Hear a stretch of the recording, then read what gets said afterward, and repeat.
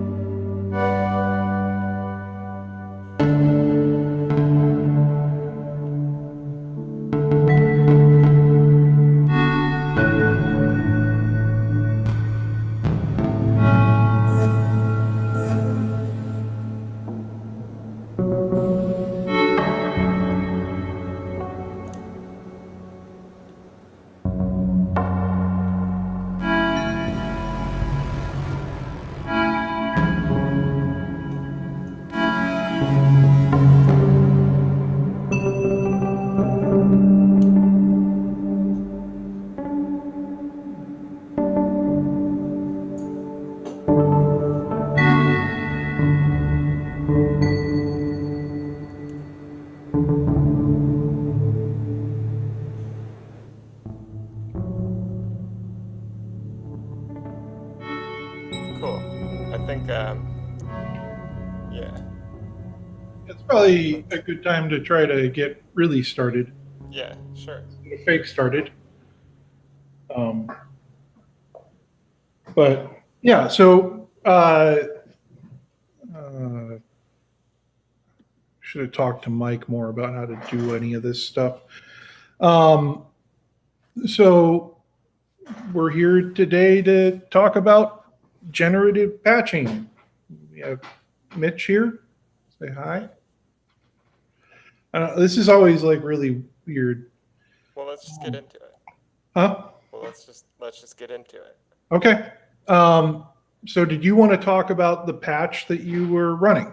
Do you want to talk just generally about generative music first, and then Yes. we'll kind of get into You said get running, and I didn't know what the cue was. Oh, sorry. Yeah, so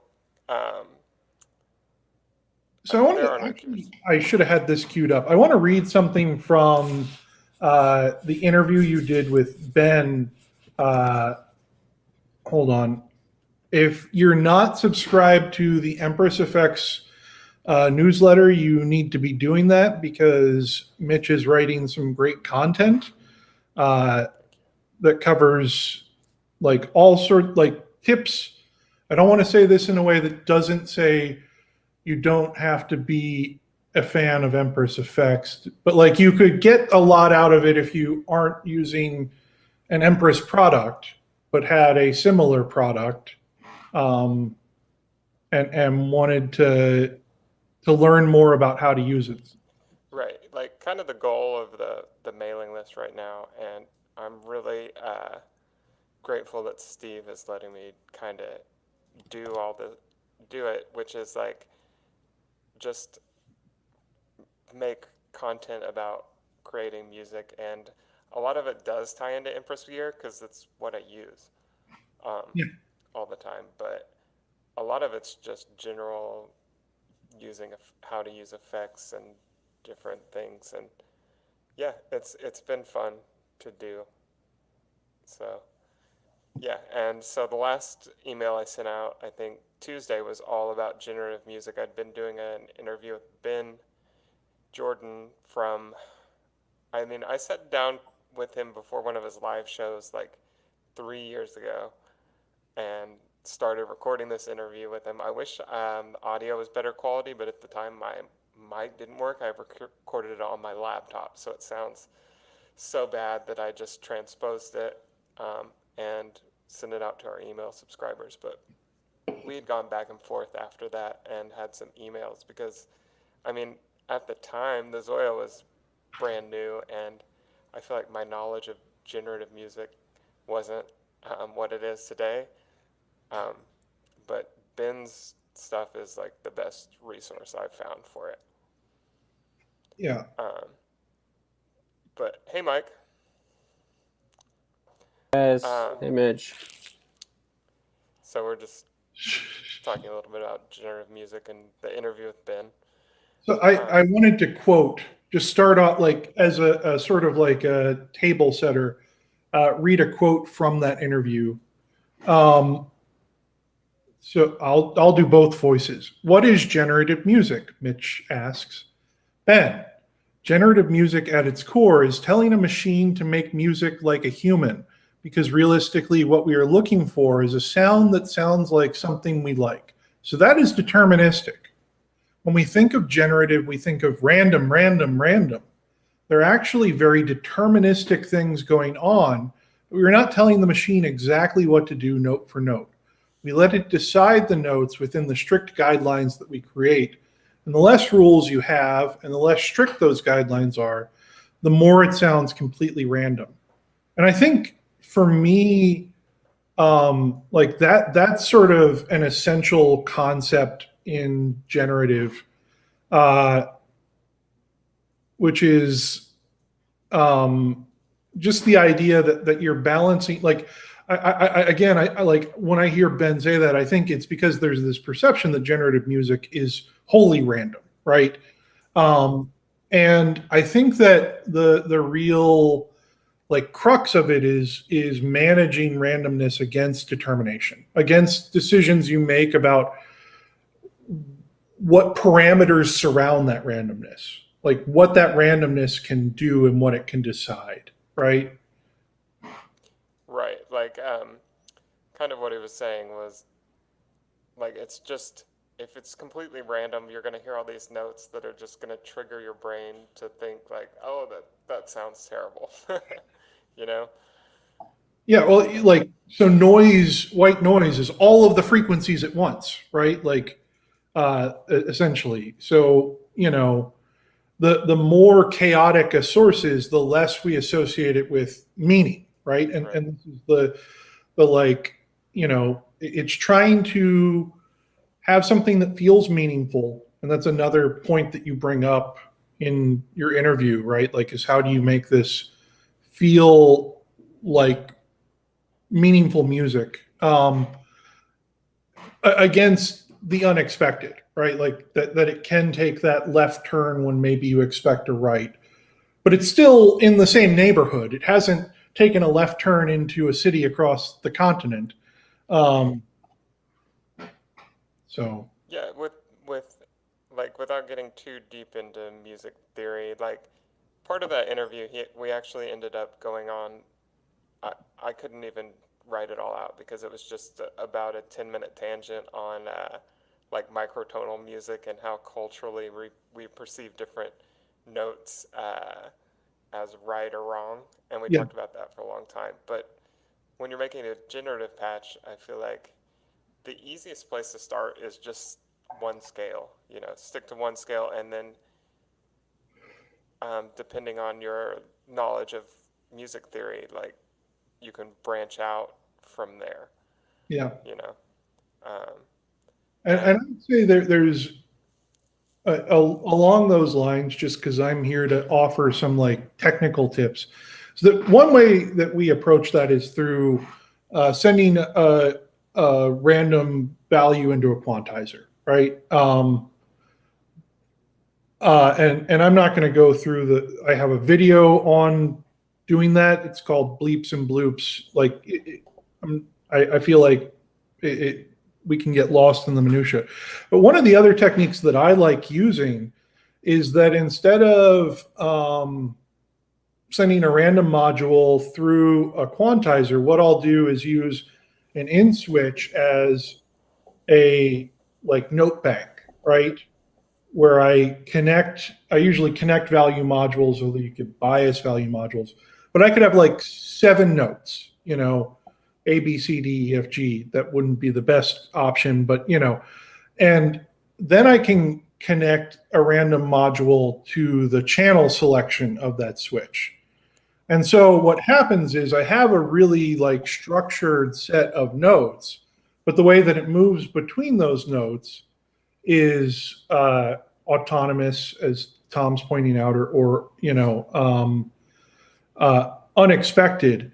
And the other advantage of that on a more like high tech level is you can weight that, right, in a way that you can't a random module is just going to produce random fluctuations.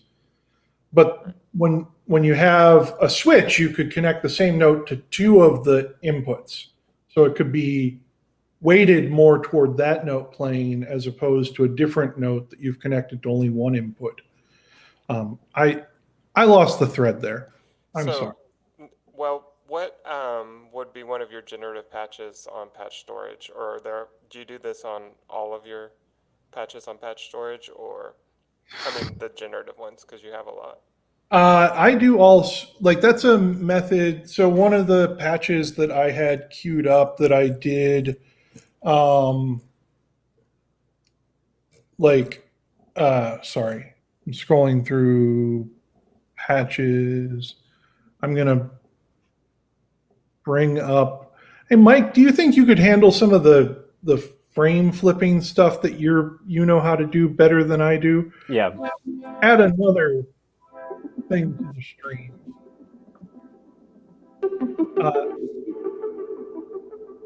So this is a patch. Can you still hear me? Yep. So this is a patch called Snowden that I came up with in Thursday. A lot. Still sounds loud to me.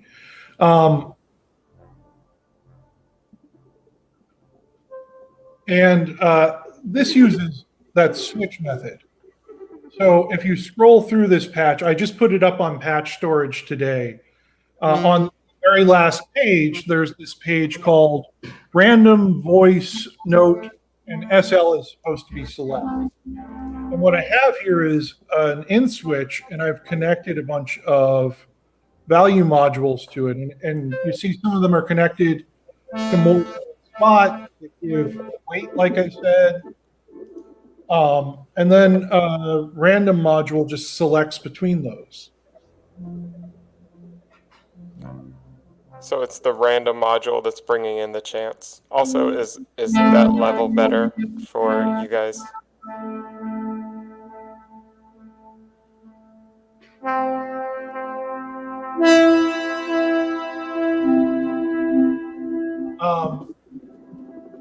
Yeah, the random, there's a random module that is connected to a clock, right? Somewhere. I don't even remember where. It exists. Oh, right here, right next to it. So it's just doing its business. Every time that clock cycles, this chooses a different random module. Go back to muting that and yeah. And I have some other patches that do that. I want to come back to this question that Tom had. How do you bring in chance, though? So there's randomness and then there's chance. And again, I'm not going to dive too deep into this because I have a video about this, which is called Using Randomness and Probability in, the subtitle is Using Randomness and Probability in ZOIA Patching. But you can connect a clocked random module to a comparator and use that to set up a threshold, right? So that every time the random module exceeds that threshold, it'll generate a gate or a trigger or whatever. And you can use that in a bunch of different ways. You could use that as a random trigger gate source, but you could also use that to randomly trigger a subsequent random module, which would, vary how often values change. But yeah. Cool.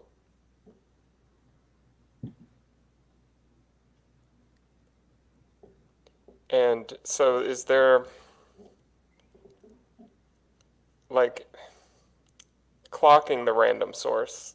How important is, like, clocking it, do you think? Or timing it? Do you, like, you could take a LFO clock and then randomize the clock source that's triggering the random? Yeah. To kind of. Yeah, like there, I mean, like at the end of the day, I think we should get this out on, like, there are a million ways to do this, right? Like, right. And so, like, you could have two different elements of a patch running two separate clocks that are unrelated. You could have a randomized chance that, your clock switches between different tempos, or you could connect, an LFO to it that slowly modulates it. Or, it could just sort of be steady and produce that balance of randomness and determination elsewhere, like in note selection or in timbre or, whatever. And I think, like, for me, I like to have a lot of, like, symmetry. So a lot of my patches will have sort of like a common clock that everything uses some version of, but that's not entirely the case either. So Robin mentioned Ben had a video where he said playing random note from a scale won't sound in a specific tonality unless there's a root, which is a good point because you could just randomize your notes and not, like Ben does a really good job of like making his generative music feel emotional or giving it, you know, so just having... I would say dramatic, maybe less than emotional, you know? Right, yeah, that's a good word for it, because just some kind of like movement in the, like my patch I just did now, I feel like it didn't necessarily have as much of that, and I wasn't concentrating on like having a tonal center in the patch. I was just randomizing the notes. Yeah. Because I spent about an hour patching this before this, and then the rest I was going to spend more time, and then, you know, I was trying to get my mic to work for another hour. Yeah. But yeah, so I think that's a good thing to kind of consider when you're making a generative patch, is like, what is the center? Can I get it to be random and still center in on like a root note to give it, you know, some stability or some sense of a melody? Right. Yeah. And I think, sorry, I was just going to say, so to give sorry, I was late, but I wanted to at least introduce that, and I mentioned to these guys before, I mentioned on the Discord a bit, how I like the idea of generative in sort of a patching sense and a listening sense. Like one of the jams I did was with, apparently it's Ben's patch. I thought it was Mitch's, which is a really nice sort of like that sort of like dramatic. It has like a tonal theme, but it goes outside that realm. But in terms of patching it didn't, that part doesn't really interest me as much. So I thought I would sort of be a person to sort of ask questions on like how to go into that process. So I guess the first one that I would raise, and we can talk about it later if it more naturally falls in the conversation, would be how to handle sort of like modulation and how to you start with I guess a generative theme or a randomized scale or something like that. How do you move to something else but within the same sort of like realm? So like something that I was thinking off the top of my head was like, okay, I can patch up some random Krell thing, which is sort of like the other harsher aspect of this, and then, you know, plug in a very slow LFO to transition to like a different theme. I'm just curious how you guys have done that. That's a good question. Go ahead, Christopher. I think like the one of the trickiest parts is how to make something that transforms but feels consistent with itself. And I don't know if I do that particularly effective. Like, you know, at the end of the day, like I don't feel like much of an expert here in terms of the music theory side of it. Like part of I do, for those who don't know, probably everyone does, I do a live stream on Saturday mornings where I run a generative patch for a while, and like talk to people who stop in. And I've been doing that now for about 3 months. And part of the reason that I started that is because I did not feel very confident about generative patching. And I thought it would be like a good way to work on it. And in some ways it is, but in other ways it's not, because I sort of fall into patterns. But you know, the one thing that I can talk about, like in just a like simple trick that I use sort of way, is that one of the modulation techniques I use, I learned from reading about reverb design. And in reverb design, when you're modulating delay lines, it's very important that the delay lines have prime numbers, both as their like sort of set position, but also in the way that they're modulated. Because what you're trying to do is reduce resonances, which is, you know, any place where a different delay line will be playing the like same content, it'll become resonant, right? And so if you look in my patches, one thing that you'll find all over the place are LFOs that have a timing that's set to some prime number. And that's so that they can evolve and sound the same at the same time without really like repeating themselves. And I sometimes employ those in note selection and that sort of thing. Because, you know, anytime you have those prime numbers, what you're going to do is like they're just not going to match up perfectly all the time, because they're prime they're not reducible to one another. But I think like that's a really difficult part, because like I do think you have to know something about music theory, and I don't know a lot about music theory. Mitch, do you have?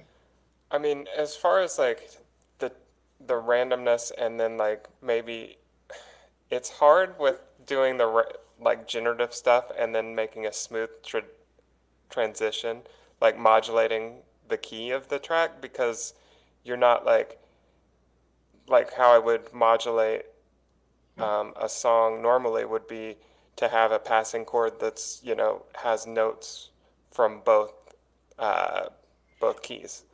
And with generative stuff, you'd have to plan that out and have that triggered, which is kind of difficult. And I don't think it's exactly necessary. What I would maybe do is have like a note that's in both keys be triggered more often if I'm trying to smoothly switch, but at the same time it's random, so I'm not being able to exactly smoothly switch, but I've got that kind of maybe even a couple notes, you know, in the key that are in both keys that are firing more, have more probability to fire.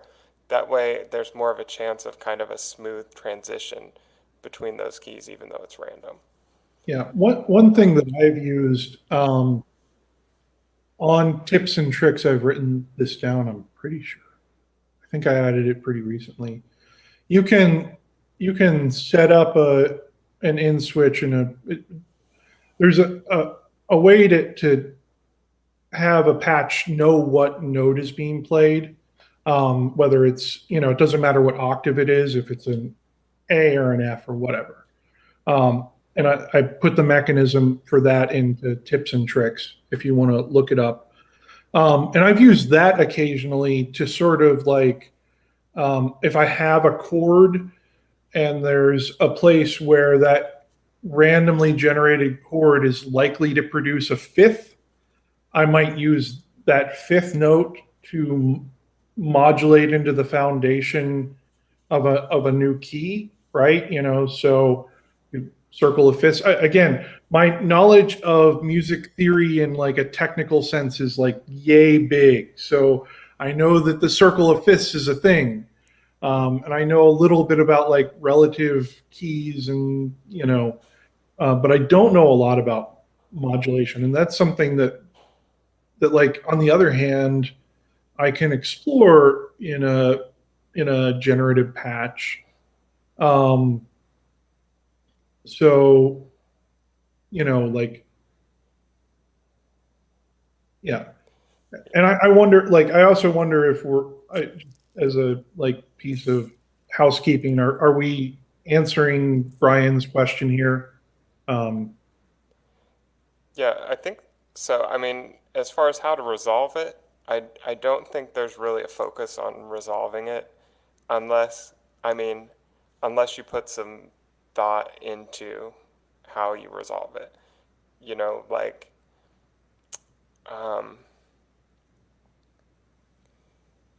it's hard to say. Usually I don't worry about resolving tension and like let it kind of you know, if it resolves randomly, then it resolves. But if you're really good at this, like Ben is, then he's got some, I know he's, this is a great question actually, because I know he's got some tricks to have like those resolutions, even Yeah. though it's random.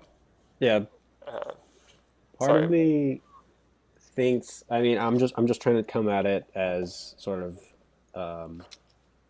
algorithmic as possible, because like you can set up this like structure that generates different melodies and different movements with LFOs and switches and stuff like that.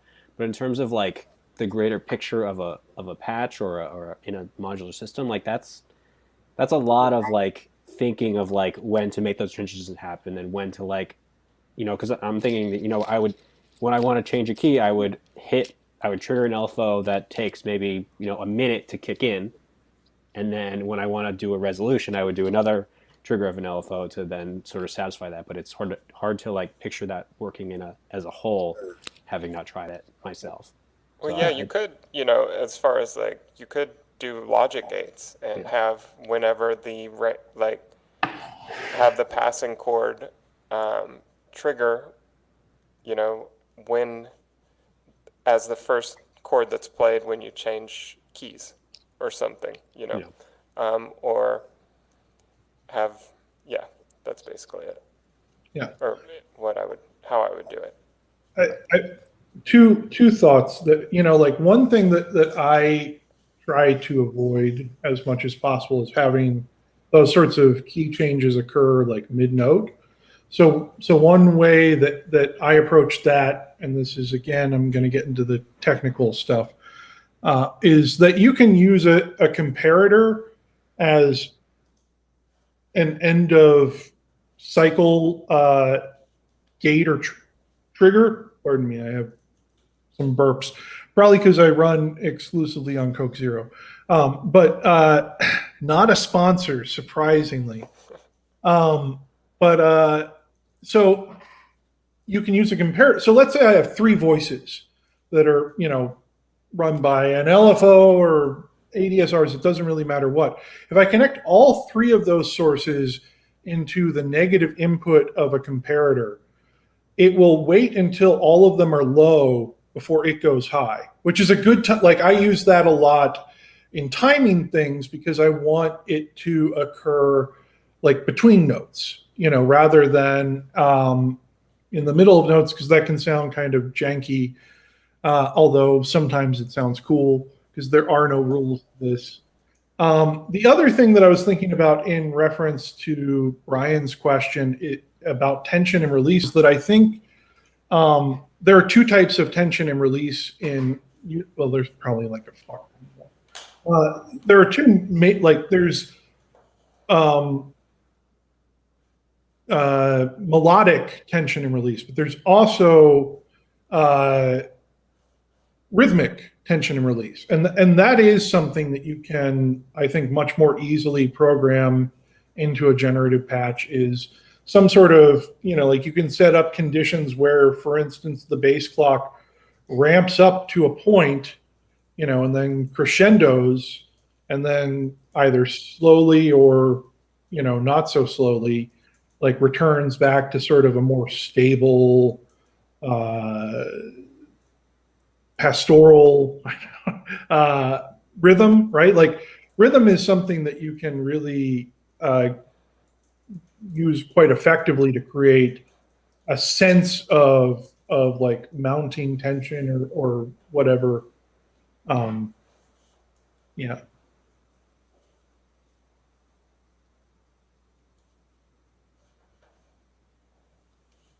Do you want to do the sequencer question? Yeah, I was gonna. Oh, sorry. So, Mitch, do you want to talk about that? Because I know you're using a sequencer, right?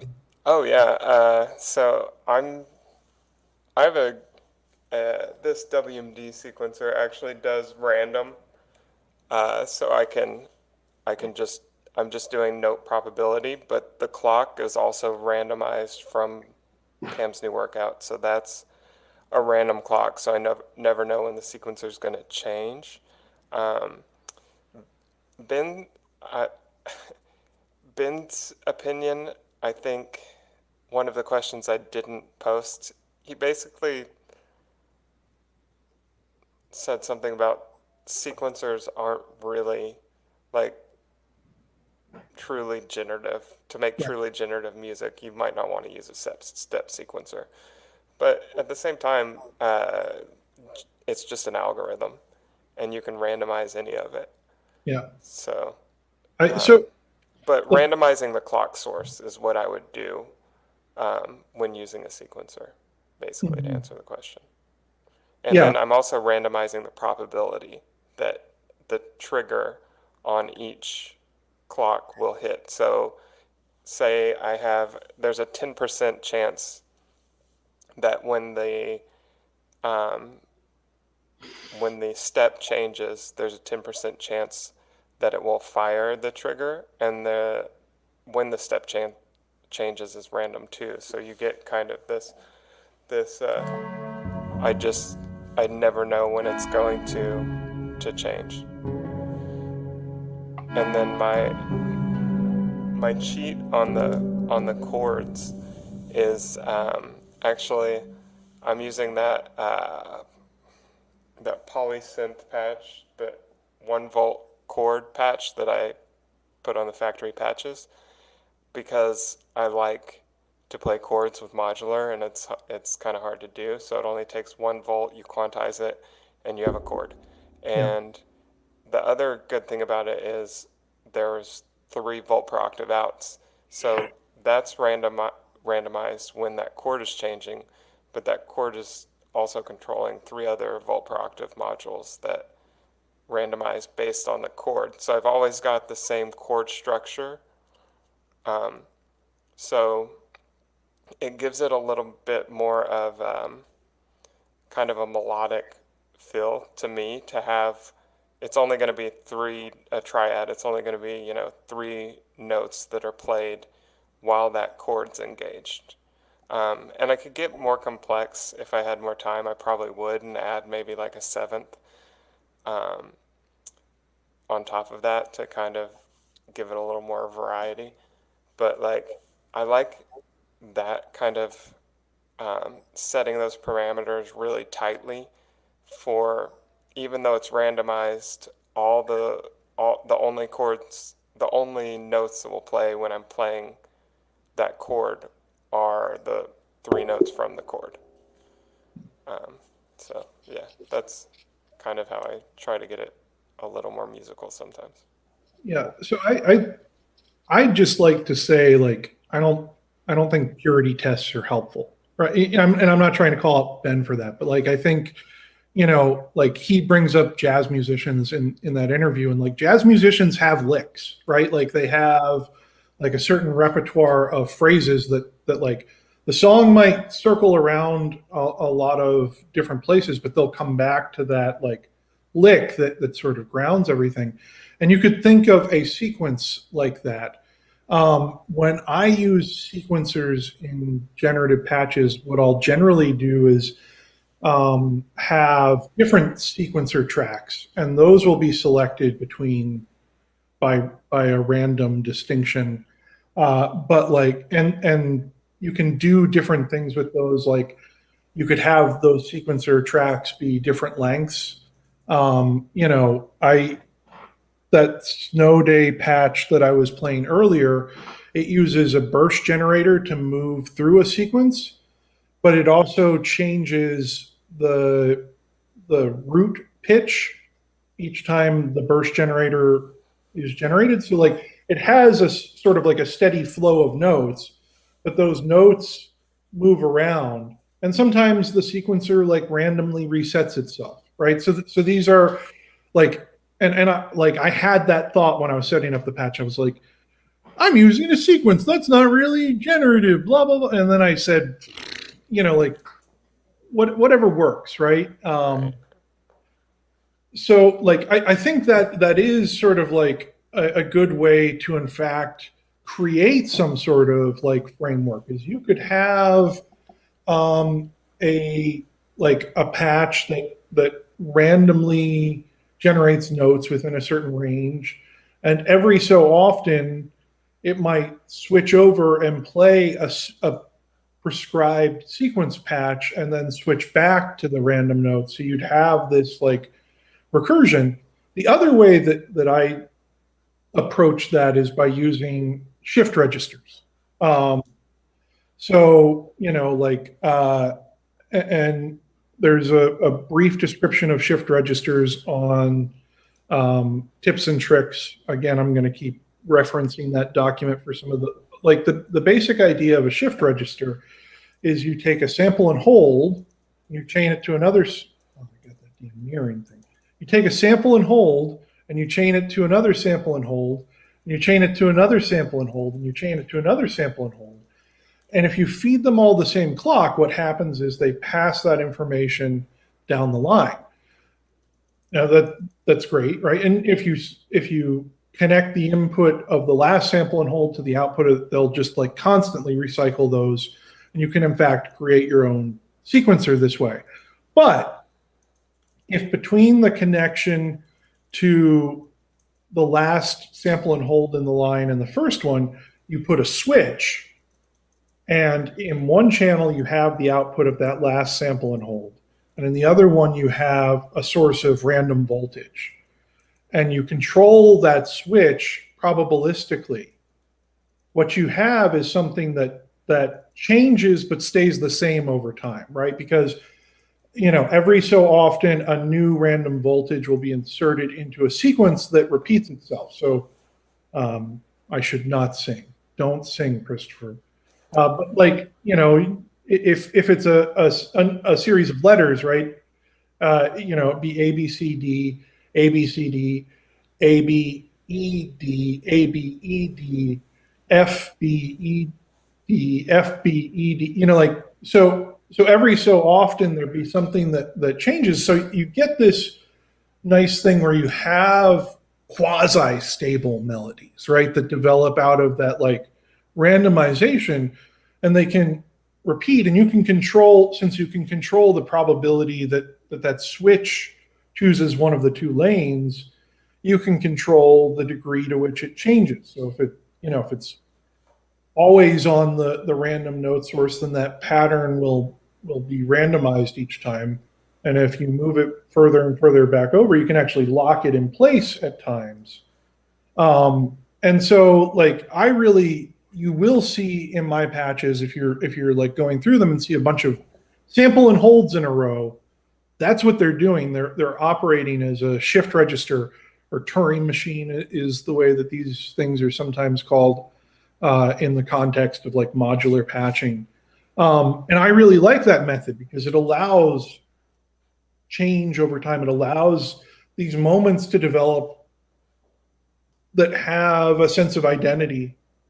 And then that identity doesn't immediately go away. It morphs over time into a new identity.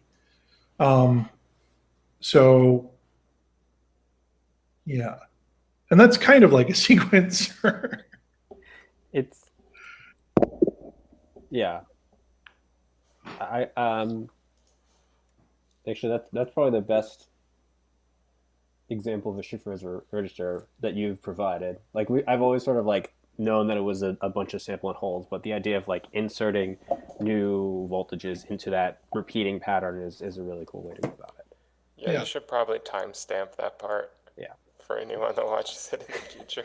Yeah, we'll tomorrow morning. Charlie has a good. Sorry, go ahead. Let's hear more about it.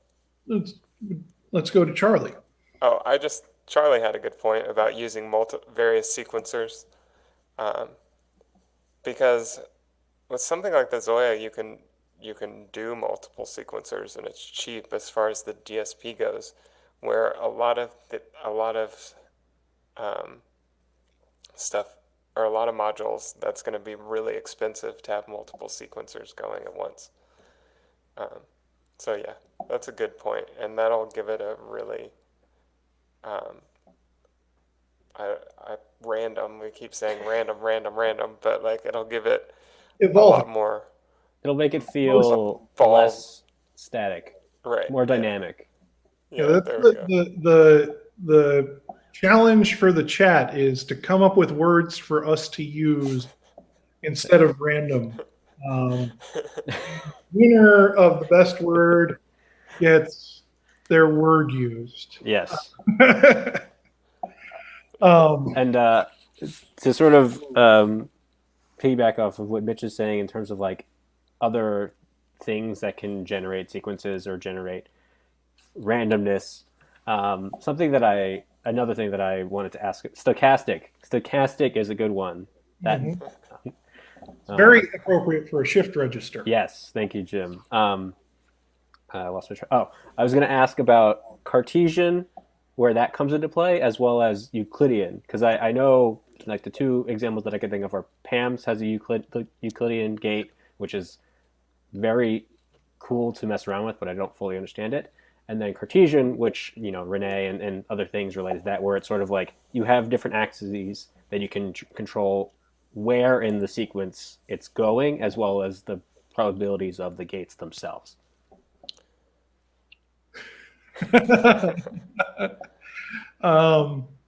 Mitch, do you want to field that one? I'll do the Euclidean if you do the. That's the easy one. It is the easy one. I don't know. I don't really have much experience with the Cartesian sequencers. I'm familiar with Cartesian sets. If you're into sci-fi, then I recommend To Like Lightning, because that's a way of like humans interfacing with computers. There's these different. Anyway, I'm not even going to go into that because it's You have to send me a link in an email though. I will. But to relate it to like Cartesian sequencers, it's a different. I don't really know. I don't have any experience with them. But Euclidean, it's just straight divisions of, instead of being in 4/4 time, you're dividing. You have your base rhythm, and then say you have instead of having, if you have five triggers, it will divide that. It's like a circular division where it'll divide those 5 triggers evenly. Instead of being on like a 4/4 grid, it will be on like a 5/16 even kind of grid. And it's in a lot of like world music, I feel like. They did the derivation comes from a study that was done. Sorry, but like there was a study done in the early 2000s or late 90s where they looked at like all the rhythms in all the world music, including Western. I mean, like Western also uses a form of Euclidean rhythms. They just tend to be things like 1/4. And what they found was that there were these like divisions. They weren't always, as like reducible as, like 1/4, right? But like they basically realized that like all rhythms in the world sort of like derive from this sort of distribution of beats in a certain like across a certain period of time. So yes, my nerd thing. I have a graph. So I get the sort of like even divisions. I think the one specific question that I had for PAMs, and this is all an advertisement for PAMs. Everyone should buy module. PAM. I think we all agree about that. Is the rotation aspect? Okay. Let me think about it. So you can control like with PAMs. I'll just look at it right now. You can control a bunch of things Like step count, number of triggers, and then rotation. I think the easiest way to think of rotation is just offset, right? Like, so if you have like a pattern going that has 3 beats every 8, no, three beats every 3 hits every 8 beats. I don't know how to describe this. and you have another one that has like 7 beats every 12 count or whatever. Like there are certain ways that those could line up, right, over time, you know, and the I forget what word Pam's used, but like you can offset that relationship between the two. Like you're basically just inserting like a rest, and then it starts over, right? So it shifts everything forward a beat at a time. Right. So like if it's gonna hit, usually if you only have one trigger, it's gonna hit on the one, and if you hit the rotate, if you rotate by one, it's gonna hit on the two instead of the one. It's a much better example. Got it. Okay. So that makes sense. I have a graph about Cartesianism. Wait, yes. Thank you. And so like part of the reason why everyone on the internet is crazy about Rene version 2 is because it adds the z-axis. The first one had an x and a y-axis, and basically what that means is like I should have put more in my dumb graph. Hold on. Okay. Now I've got a much better graph.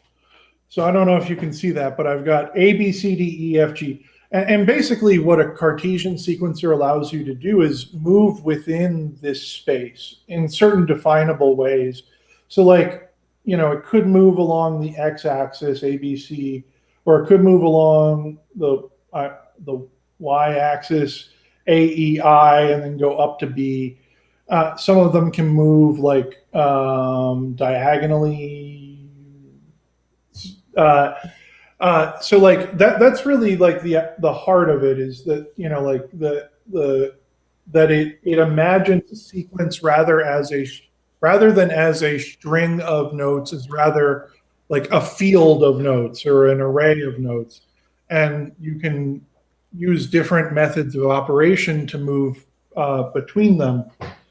And I have a Cartesian patch that I should finish. Yeah, I think I tested that like you almost put it on the factory. It was one of the first patches you made on the Euro Bureau, wasn't it? It has like some minor timing bugs, and they're really so. Minor timing bugs are the things that'll kill you, is what I've decided.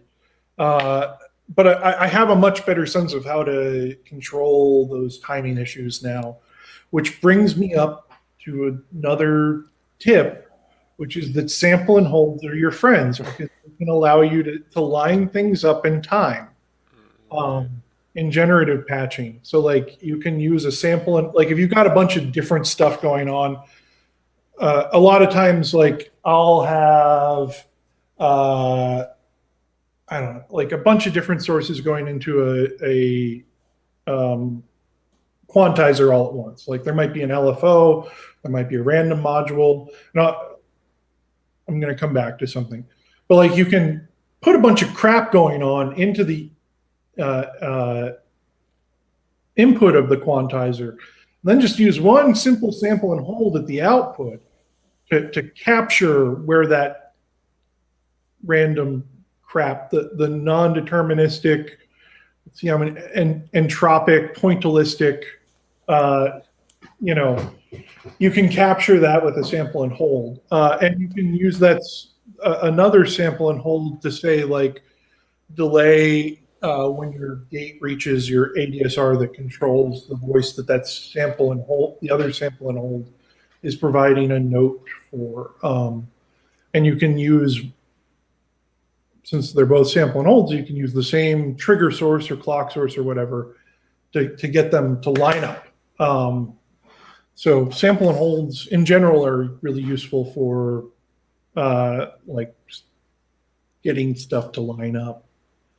No, that was both very helpful. I think the reason that I'm curious about them is because, you know, until sort of like looking into like your patches and Ben's patches and stuff like that, it's hard to come up with like a mechanism to like get you started that isn't truly random. So like coming from a sequencer that isn't just a straight step sequencer is probably, at least for me, it makes more sense. So that's why I was curious. Yeah. And, you know, like, I'll just go back to like that point about using in switches as note banks. The center point of that Cartesian patch that I have is a series of switches, right? So the notes are fed into there, and then there's you know, like, basically there's a bunch of x-axes on those switches, and then there's a y-axis switch that switches between the output of those switches. And then everything else is just, you know, mechanism. But like, that's the like basic principle, is that you have an x and a y axis that way. So you can have, you know, you can have this, and it can move in different directions because of that. So yeah, I think, like, you know. So, yeah. Charlie's got a good question too. It's you know, in the Z is providing more values, right? Like, I'm not going to write them on here because I don't know how to represent that very well on a two-dimensional space. But like, if this is L, then like there'd be 1, 2, 3, 4, and like then you'd have A1, A2, A, you know, like you could add another element of dimension to that. And I don't actually know how the Rene works. I've never been that interested in. Like, I'll tell you, I told Mitch before we started, rants are a big part of the live stream. Like, fucking, sorry, I went in too hard on that. But make noise. Explain what your stuff does. Okay, you know how I learned what a Cartesian sequencer was? From noise engineering. Noise engineering's mimetic digitalis just says what a Cartesian sequencer is. It doesn't try to make it like some mystical wizard that guides you into, you know, what, like, I don't know what's going on in Make Noise Add Copy. And if anyone from Make Noise is watching, you can sponsor us and I'll totally change my tune. Also Coke Zero. But like, you know, I've seen people talking about the Rene all over the internet. I went to the Make Noise website. I said, I'm going to figure out what's going on with this baby. Read for quite a while, had no idea what was going on with it. I go to noise engineering. I read like 2 paragraphs that they have about the mimetic digitalis. I'm like, oh, that makes so much sense. They've got a really good blog too. Yes, they do. They have a great blog. They're a great resource for, yeah, like, pretty much any modular patching stuff. It's pretty cool. But so I feel like you're mostly mad about it because it's harder to copy. Now you can't copy it as easy on the ZOIA. You could do V1 pretty easily. I'm just teasing. I can copy so many things. I just don't want to. Right. Speaking of Z-axis... Sorry, go ahead. I was going to say, speaking of Z-axes or Z-axes, if anyone's watching us from not the United States, Moger got the Z-axis, and it's a similar idea where it instead of just being on a 2D plane where you have these, and I explained it to somebody, it's like each row is a different wavetable, and instead of just being X, Y, the Z comes up, and then you can interface where you're like, instead of just being like 2, 4, it could be like 2, 4, and 3. It's like adding a totally different like timbre to the sound. So I imagine that Rene is doing something similar to that, where it's giving you that extra like component into the sequence or CV or something like that. Yeah, it could be like a wavetable. Yeah, and that, I think that's also how the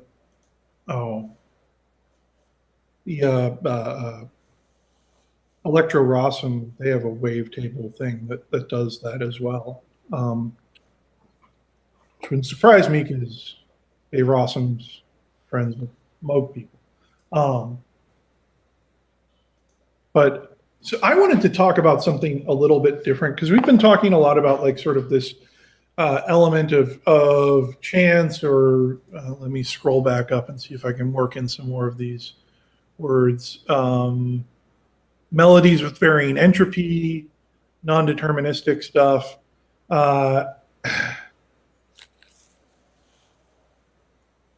Yeah, I'm sorry, Charlie. We're putting the Cartesian stuff to bed for now. Like, you know, we've talked about that a lot. So anyhow, we've talked Apologies. about no offense, but just like We don't really even know what they do. we've given it. I mean, I know. It's a grid. Just Yeah, it's a grid.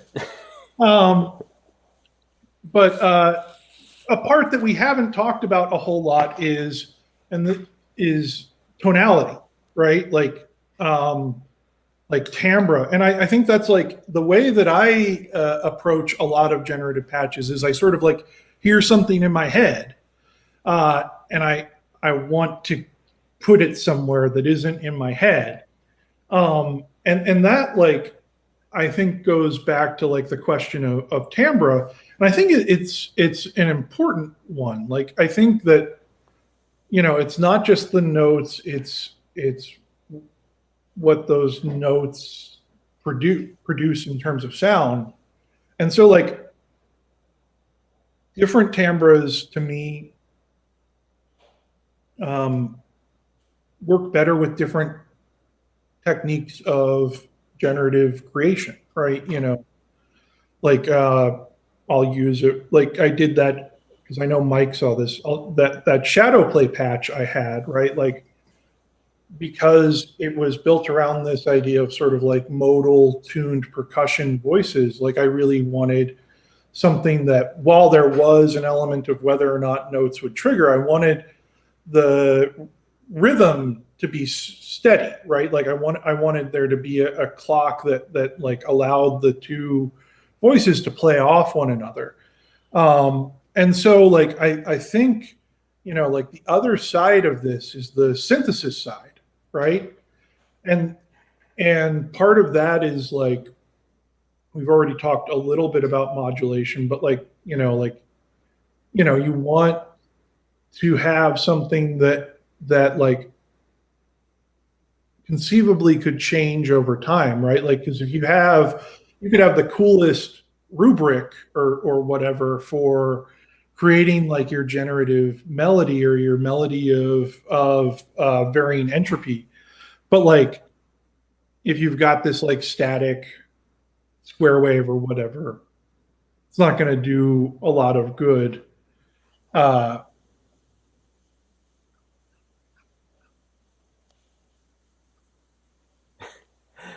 yeah, yeah. I think like the one that I tuned into where you were saying where it has like the modal sort of tones. I think those work nice, like you're saying with the steady clock. Or if you're dealing with like bell like things, you would want them to like maybe you leave the probability very low for the gates. That way they sort of ring out. You leave a long envelope, and then you maybe add some like FM to it, so it really sort of like changes while the note is sustained or releasing, and then you hit, and then it fires off again much later. And in that patch, I put a control page on it because I wanted to be able to manipulate that and I could have automated that, but I never found a sort of rubric for that automation that I liked. But like there were certain instances where I wanted to have fewer notes that rang out longer, and other instances where I wanted more notes that were much more like plucky or rhythmic in nature. Yeah, and I think another aspect that again I haven't made a generative patch for ZOIA. The things that I have experimented with are mostly with other gear, and one aspect that I've been trying, and I don't know how much of it would count, is sort of like I don't want to say random, but like a flexible ratcheting arpeggiator. Mm-hmm. And so like you can like on the Hydrosynth, like for instance, the ARP on there has like a bunch of different modes of operation and different ways that you can trigger it. And I find that one works really nicely because you can devote so much time to the sound design and then just throw on an ARP, and then it sort of like makes it sort of evolve naturally rather than just like playing notes. So I'd be curious to see what sort of like systems you can make with an ARP to like sort of drive that that generative, like in that way. Excuse me. Thinking out loud. In that way, you have maybe more control over the initial notes. Mm-hmm. So like instead of having to set up like this note bank that like Ben may do, you can say, okay, I feel like playing F Lydian today or whatever. You can just play that chord, and then it'll start that arpeggiator around that melody. Yeah. So in terms of like playing in an arpeggio, the biggest complication to that in ZOIA is knowing how many notes are being played at a time. Like this is where all the real complication comes in, because you could, for instance, have like the output of a MIDI note in module connect to a sequencer, right? And you know, like it'll play through those notes. The problem is the sequencer might not know whether it's 4 notes or 7 notes or whatever. And there are ways to deal with that, but they become kind of complicated. But you could, let's take that example. Let's say you did know how many notes there were. Like, let's say you had 5 notes. You could have the last, or the first gate or the first note of the sequencer go to a random module that controls, say, the ratchet division on another sequencer, and have that, or you could have an LFO move through it, or a, you know, another sequencer move through the ratchet divisions. Like there are these ways to sort of like endlessly permutate, right? Like turtles on top of turtles on top of turtles. Particularly with sequencers, I feel like, you know, like you can just do layers upon layers of sequencers where the output or when something happens in one sequence, it triggers something in another sequence, you know. So like a really quick way to add a lot of variety to a sequence is to take, you know, like a 5-note sequence and then another sequencer that sequences the octave, right? So you can have like 4 notes total on that other sequencer, but if it's octave 0, octave 1, octave 2, octave 0, or something like that, right, it adds a lot of motion. Yeah. But ARPs are tricky in ZOIA just because of, like, there is that element of feedback that sometimes ZOIA doesn't, not impossible, but it doesn't excel at. Like, it doesn't have a lot of pre-made functions that like self-monitor. Yeah. Okay, that makes sense. But that kind of reminds me of like a technique I use more in Ableton than on the ZOIA, which is add an ARP to like a sampler, and you could actually do this in the ZOIA with like a looper and just have a rapidly triggering play button and randomly modulate the start time of the loop. So you get these kind of like glitchy, you know, kind of playbacks. It's kind of a granular type effect that it comes out sounding like, but it's fun. And that's, you know, that's another element. Like effects are also like a huge part of generative music. Yeah. And so like, you know, like I don't know of a lot of like generative patches that I've seen that don't have a bunch of reverb and delay and that sort of thing. And I'll tell you, like, those can add a lot of dimension to what you're working with. One thing that I really like doing is having a delay that has nothing to do with the clock. Because I think like it allow, like, particularly when you have notes that are coming in and out, it allows those notes to sort of have their own space of repetition. But Yeah, I mean, I like also guitar effects that have like CVNs are perfect for this kind of stuff, because if you can just get a random like an LFO to randomly modulate the parameters on your effect, it's a great way to create a lot of interesting movement. yeah, Yeah. or within ZOIA, like That too. Yeah, I think the best candidate I can think of would probably be like a glitchy sort of tremolo, where like the amplitude dips down at certain intervals. Maybe the clock is multiplied by some factor, and it sort of like just like degrades the audio a little bit. I don't know. I think that would sound pretty cool. Yeah, and everything doesn't have to be completely random too. You know, like logic gates still, and Ben emphasized this on that interview too, but logic gates could be really useful when using effects. Like you don't necessarily want, you might want like a giant reverb only when your synth pad hits, but then Right. you have percussive elements that when those come in, you want to cut out that reverb because you don't want like, you know, like a kick drum with a giant ambient tail. Yeah. And do you want to talk a little bit about how to do that, Christopher? Or Well, I'm just thinking off the top of my head how to do it. I would like, yeah. yeah, So I did want to talk about logic gates. I don't like, I can talk about that example, but like the thing that I would say about logic gates is, you know, like Ben brings them up, and I think like there's a lot of reticence about logic gates, particularly if like, well, heck, even if you have used them in some other context, right? Um, it's a little bit alien, I think, for some people to think about like using logic gates in the context of music, but we use logic gates all the time in the context of music when we decide like, should I move to a fourth or go to a second, right? Like there's you know, like there's an if then discussion that goes on in your brain, even if you don't necessarily formalize it in a truth table, right? Like,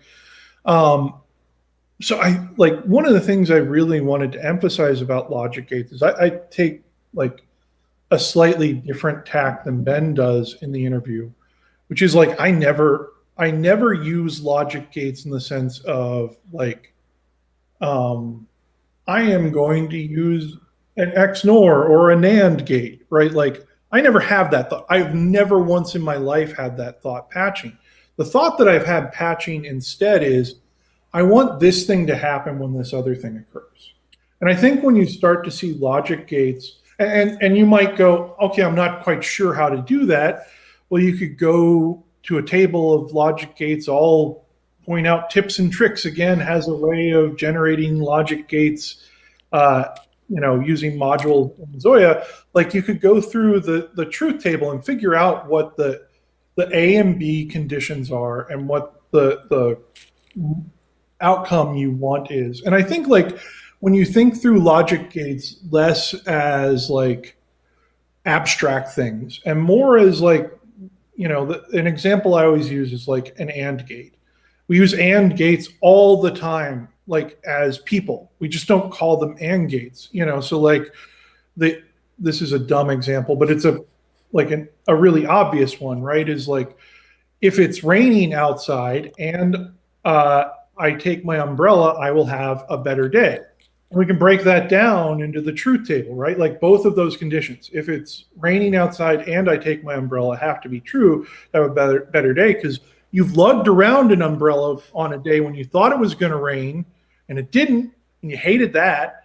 And if you go outside without an umbrella, you've gotten wet before and you hate that. But like that's a really simple example. But like we use AND gates. We just don't like I think there is something like that makes them harder to reach when you think of them as logic gates and rather than as like I want to do a thing under these conditions. Right. And so like an AND gate is just a multiplier, right? Yeah.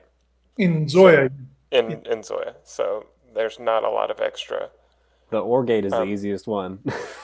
Right. you set everything to the same spot. But You can like, also use the switch as an AND gate. Just point that out. like for example, the one I guess the example I was trying to use earlier, where you know, I want the reverb to cut out when The drums come in. yeah, when there's a drum hit. So if I have a random, you know, whatever like if I have a random source that's triggering my drum, I could also run that into an ADSR and invert the ADSR. So ADSR inverter, and that into a reverb mix where it ducks the reverb mix for the space of the drum. Yeah. Or that comparator thing you mentioned earlier, right? Where if you send the ADSR from your synth, or the ADSR, yeah, let's do it that way. If you send the ADSR that you're using for your drum hit, right, into the you know, like comparator, you could have that tied to the mix or decay amount or whatever, so that drum hit that changed. And when it didn't hit, it went back up. It's true. Yeah, I'd probably do the decay instead of the actual mix. Yeah. But Yeah, that works. just experiment. Yeah, because I think it might be a little abrupt to like totally take out the reverb. I don't know. Maybe just like a gated reverb, but yeah. Yeah, sure. Yeah. I mean, you know, what I'm talking about with that ADSR comparator example, that's a NOT gate. You know, I mean, Right. So, and you can use it as a NOR gate too if you send more than one signal to it.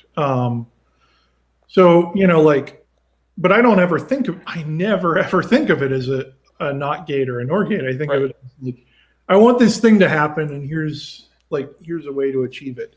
I think yeah, it adds an extra layer of difficulty almost to have to conceptualize it as this kind of gate, for at least for a lot of people. Maybe not if you're like, you know, Ben, Or a programmer.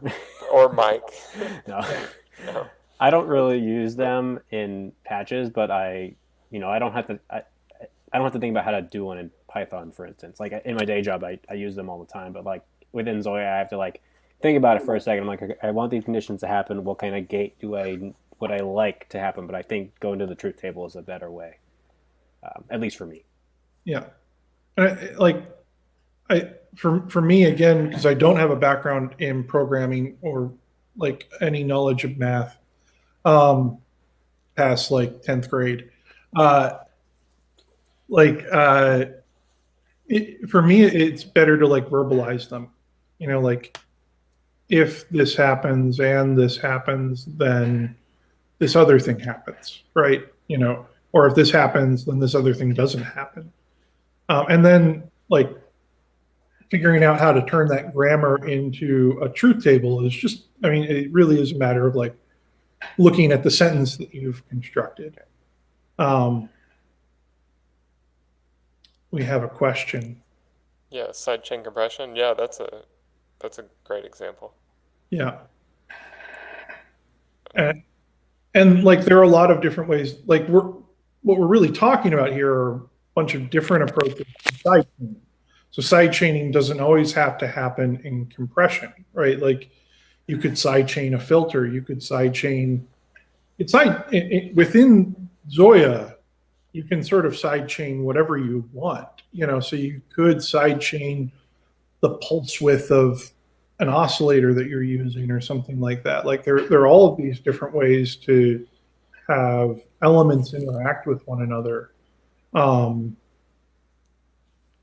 So I was thinking about that like tonality thing, and you know, like for me, a lot of my patches use sounds that have an ability to evolve in complexity. So two examples of those are changing the duty cycle of a wave. And the most common example of that is pulse width modulation, but I really love the sound of the sine waves and the triangle wave oscillators as you change their duty cycle, because essentially it acts like a wave folder. There's more harmonic content that's added, and they get quite nasty. I think, I haven't looked on an oscilloscope, but a sine wave at its maximum pulse width, I think, becomes a saw. I think it just becomes a straight saw. So you can modulate sort of smoothly between those two. And the other is FM. FM is a really great use for creating evolving tonalities in generative stuff, because you can like move from something very simple to very complex just based on how the different like operators are fed into one another via modulation. Yeah, that's a good point. I was like, oh man, now I need to modulate the FM on that patch that I made. But I'll do that later. Yeah. Yes, I think I'll make a goal for myself in one of the, how many days do I have left? January. I think one of my January goals is to make a generative patch and show it off in probably day 29. Let's say day 29, my prompt is inspired. So I think I will try that. We have another question that has come in. No, sorry. We're both too many cooks. Yeah, Mike knows how to run this stuff way better than I do. So with different hits, we could make a patch evolve in certain directions with those sidechain connections. Yeah, so like, essentially, like, another way of putting it, rather than saying sidechain connections, is like, let's look at the example of an ADSR. We could use that ADSR to control all sorts of stuff, right? So it could be something that controls the amplitude of, whatever synth voice, at the same time as it controls the character of whatever effect I'm applying or whatever. So we can tie those together. We can also invert them. So like we can invert that through an inverter and have something that's already like high, go low. Or you can add it to a value so that you sort of get this seesaw relationship between them. And at that point, like, you can use any modulation source or anything that changes within the patch in that way. So you can have things that both positively inspire is the word that's coming to my mind right now, like that positively like work in the same direction. So, an ADSR, an LFO that controls multiple things, and so they all move in concert. Or you can have them sort of at odds with one another, so that they now all I'm thinking of is Hocketing. It's Hocketing. Yeah,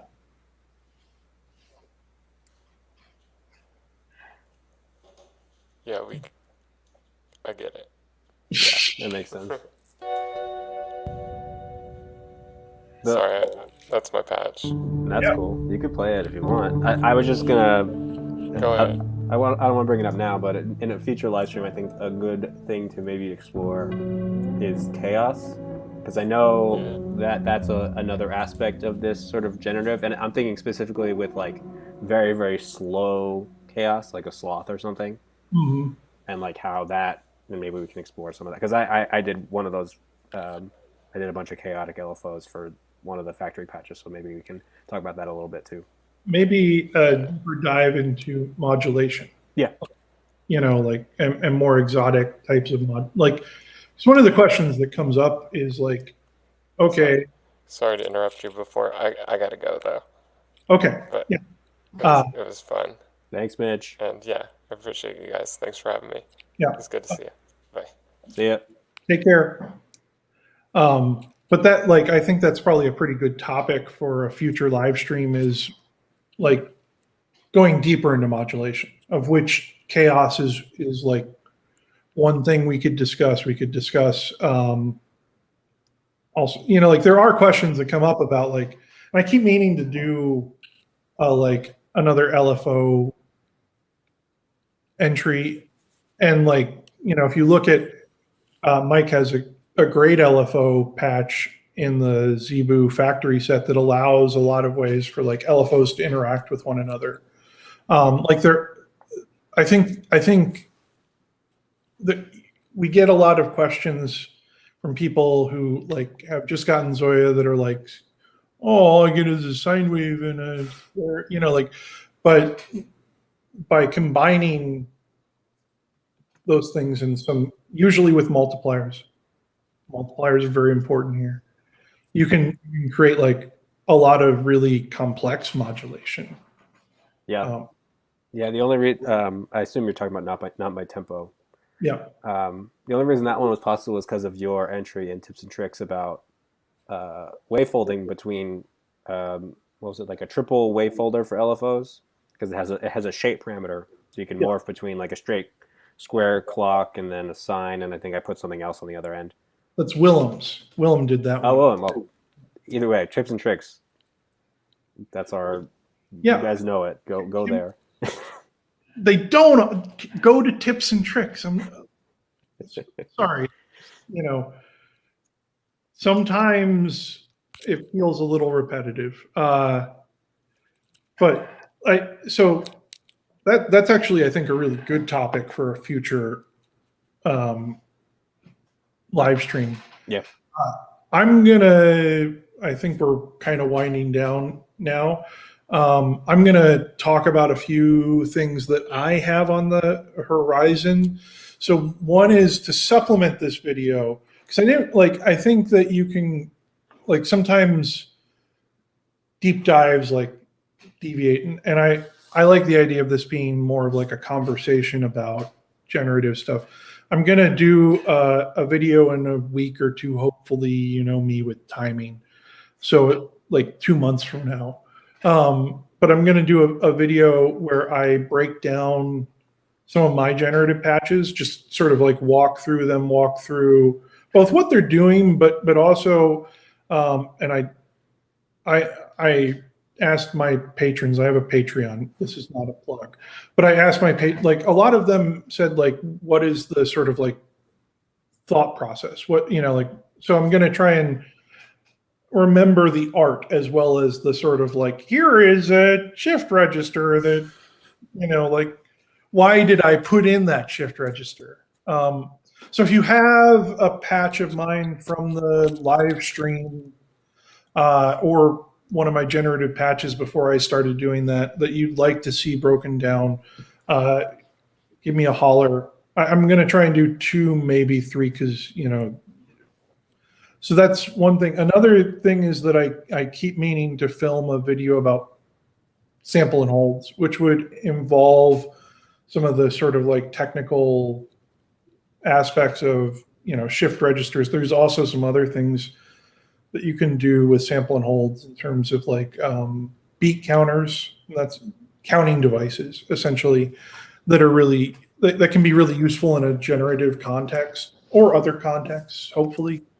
So I have those on the horizon as like projects to take in, and particularly again with the generative one, let me know what to break down, because I have no idea, you know, like I go, no, like it's really hard to like get a sense of like what patches are interesting.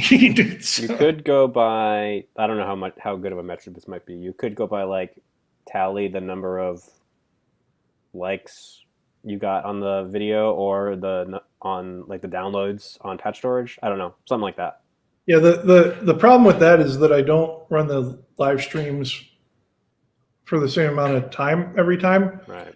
And so it's not always correspondent, but the longer that I run the live stream, the more likes it gets. Okay.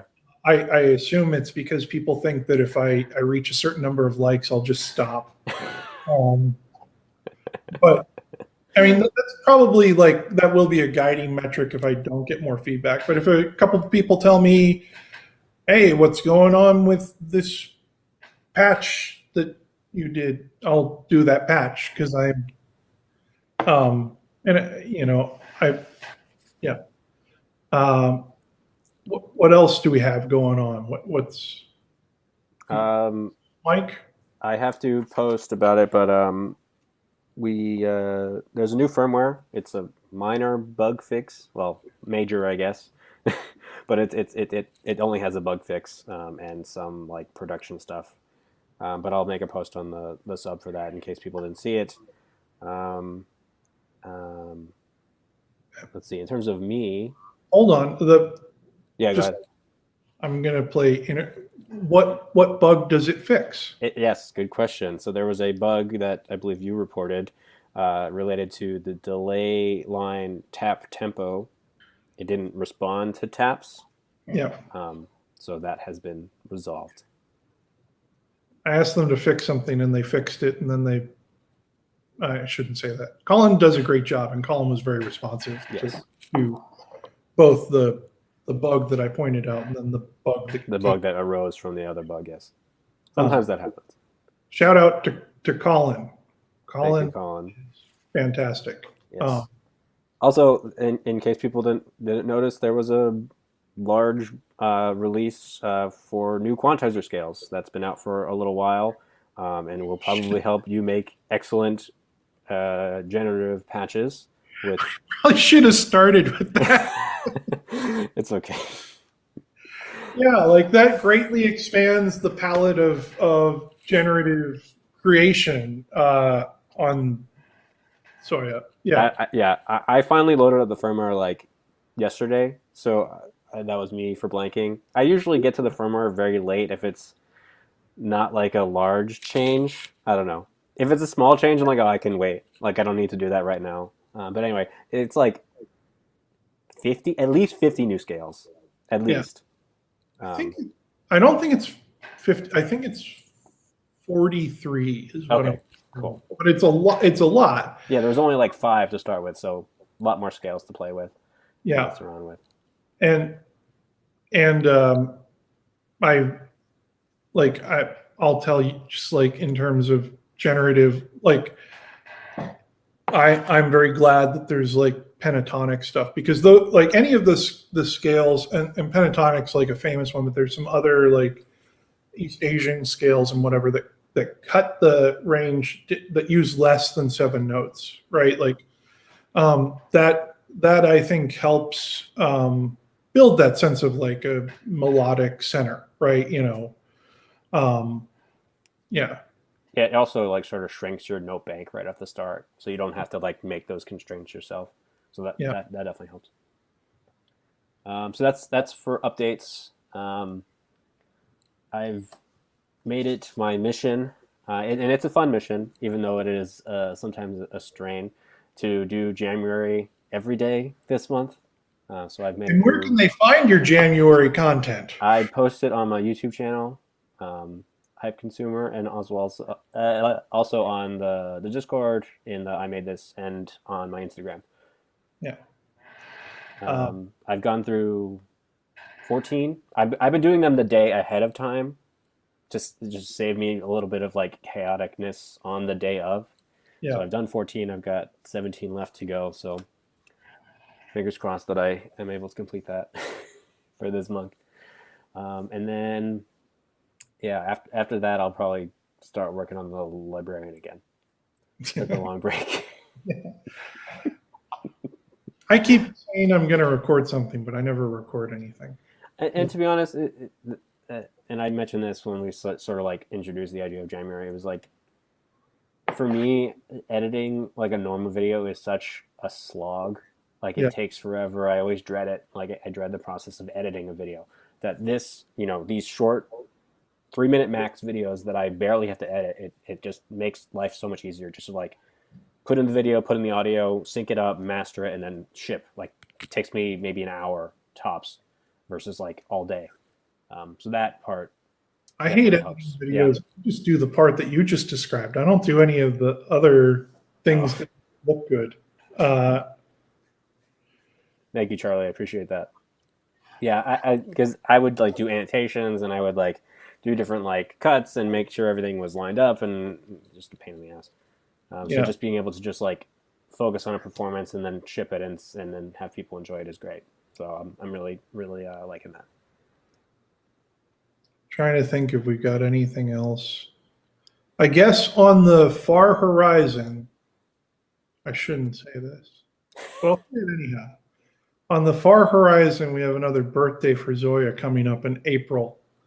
And we don't have any definitive plans for that, but I think at least Mike and Mitch and I have discussed doing something this year, because last year was the year when we were all really tired. This year's also a year where we're all really tired. It won't be an all-day live stream. No. I don't think any of us have that. I think that like broke Mitch in a way, because Mitch was if you guys don't know this, for the first birthday we did a 16-hour, something like that, 14 hours, 14. Yeah, I think we started at like 10 and we ended at like 8. I don't know. It was crazy. No, there were like, you might have pieced out, but there was like a period of time where it was just Steve talking for okay. Like late at night, which is an enjoyable experience. Steve just sort of did like a Q&A for like an hour and a half or something like that. But like Mitch was running it the whole time, and it involved like people from all over the globe using all sorts of like video formats and that sort of thing. Different prepared videos, and yeah. It was a lot. So we're not going to do that, I don't think. But it would be nice to do something this year to sort of like bring the community together and ZOIA stuff together. So we don't know what that is yet. And if you have a low cost, high reward idea, please let us know. And if you want to be involved in doing a bunch of labor on that, for whatever gets decided, please let us know. Because I think that's what, I mean, again, Mitch bore the brunt of it, but he was the MVP that day for sure. We all put in a lot of hours on that, just in terms of like getting the word out and explaining the concept and getting people signed up and coming up with people making that artwork and everything. It was a great time. So, hopefully something smaller but similar in celebration. Convivial but contained. Yes. And so I think that's all we got on the plate. All right. We got our first volunteer. There we go. Thank you, Charlie. Thank you, Charlie. And I'll point out, Charlie has some great resources for, I'm going to say this in English, it won't help at all.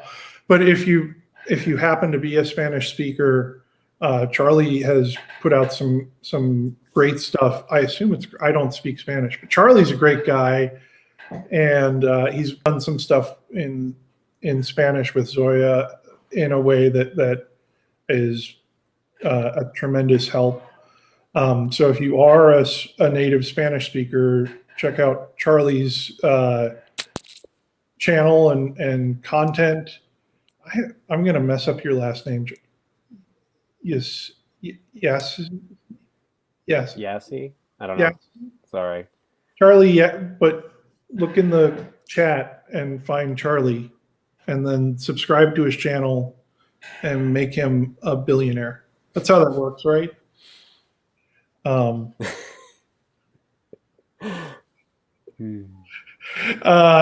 But yeah, but thank you, Charlie, and we'll be in touch, I'm sure, shortly.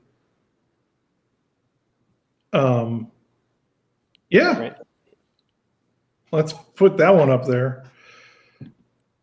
Yeah, so I think like there's this weird like gatekeeping that English does, and I'm saying this as an English speaker who has created one of those gates by writing all these tips and tricks in English. But like Ysasi?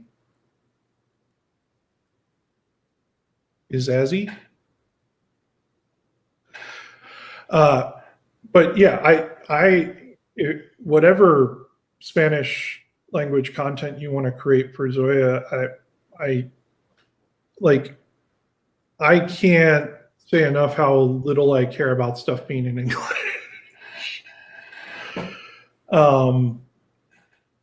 I think like the gear world needs to become more global, and the lingua franca doesn't necessarily have to be English. I think it can be polyglot, multiple languages. So I isn't just that the point of music, to have no language? yeah, but a lot of the like transactional side and technological side goes on, and like I see companies that are composed. Like I'll give an example. I'm a backer for the Oxy One sequencer, and one of the like difficulties the makers of that have had is with like creating technical manuals in English. They've done a great job. They put a lot of effort into it, but like no one's a native English speaker on the production side.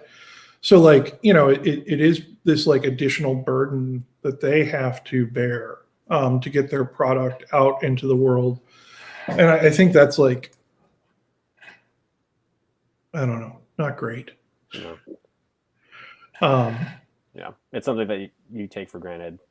Yeah, unfortunately. Not everyone. Right. But something that we do, and native English speakers, that kind of thing. So yeah, Charlie, anything you want to do to help with my American monolingualism? Much appreciated. But yeah, okay. Are there any remaining questions? Just giving you've got like 30 seconds. Yes. Can you do my homework? Yeah. Can you do my homework?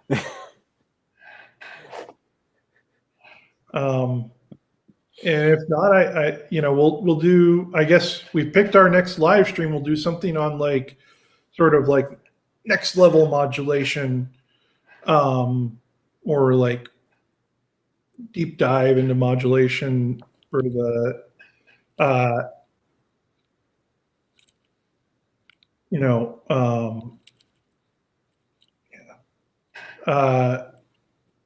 meta modulation.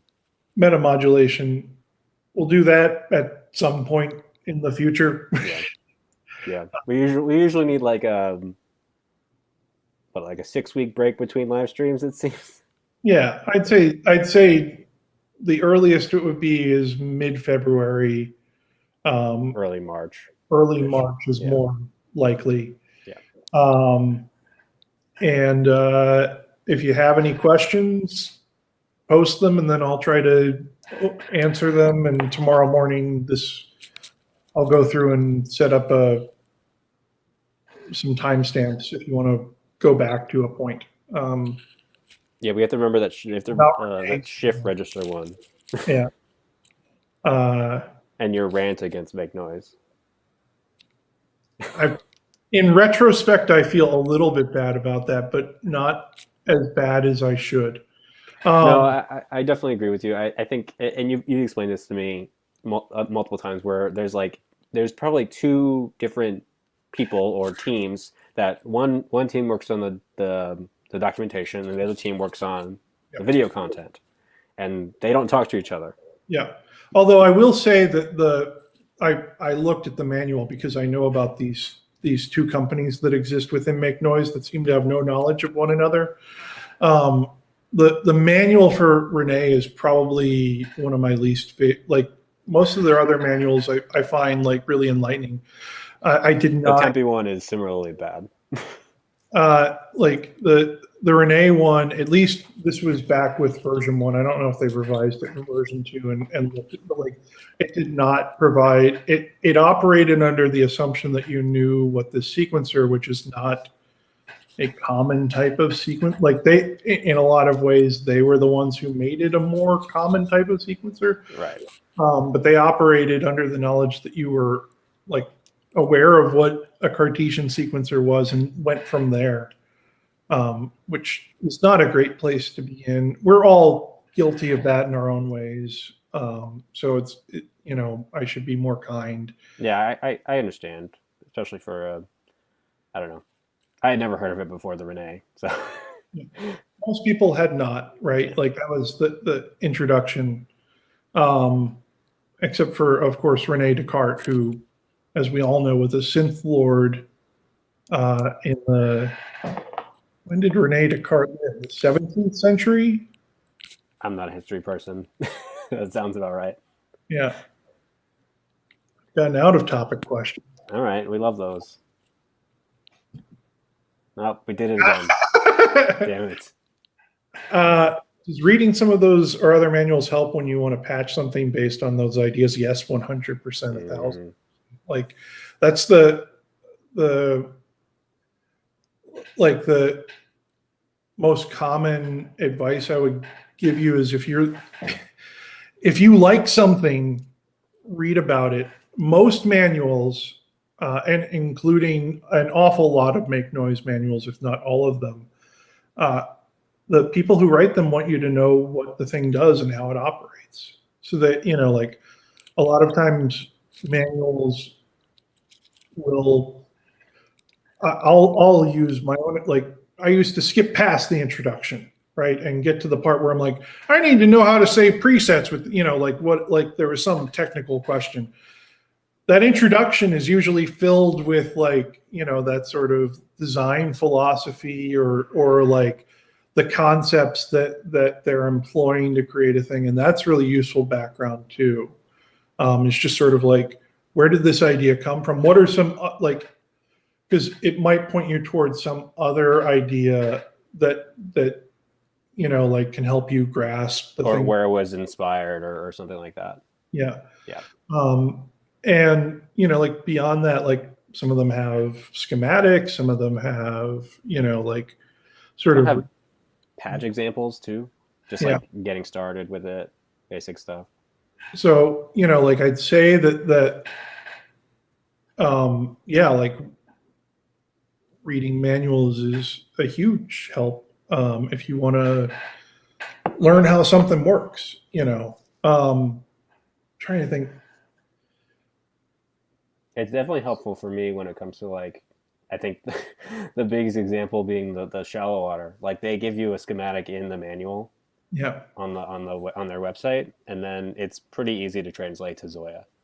Yeah, I remember there was a question about one of the algorithms on the EHX Canyon.